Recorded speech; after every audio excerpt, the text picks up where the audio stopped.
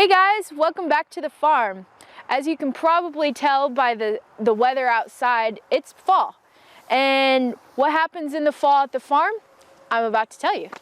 So we're going to talk a little bit more about vegetables today and kind of what that process looks like for farmers and getting preparation for the fall.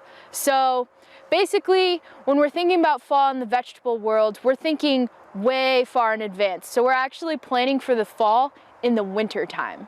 So we're actually starting to sow all of the seeds and get the transplants all ready to go in the ground in the spring. So by the time we're planting the fall crops, it's probably around the end of June, beginning of July. And that means those longer growing crops like broccoli, cabbage, kale, collards, all those kinds of things are going in the ground, and they're going to be in the ground until now. And this is about the time when we're actually going to start harvesting all of those things. So we're thinking about the cooler weather and what that does to the vegetables at the same time.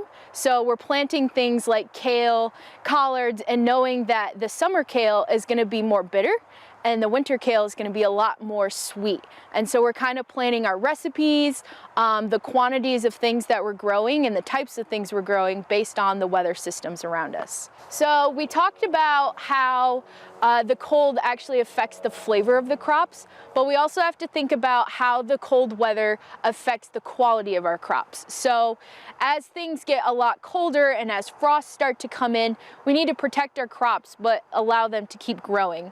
So we put on things like remay, which is just something that covers our plants so that when the frost comes down onto those leaves, it's actually hitting this frost blanket instead of the actual leaves of the plants. So that's making it so that our crops are getting a lot sweeter, but they're also still staying protected and a little bit warmer than the actual outside environment. So that's making it so we can actually extend our season just a little bit longer, because underneath those covers, it's keeping them around 2 to 3 degrees colder or warmer than the outside air. So that's making it so we can keep our crops tasting great and keep them a lot longer than if we didn't use those covers. So even though the days are getting shorter and the temps are still getting colder, there's a lot you can still plant on the farm. Things like spinach, arugula, lettuce taste great in the fall. With the colder temps, it makes them a lot sweeter.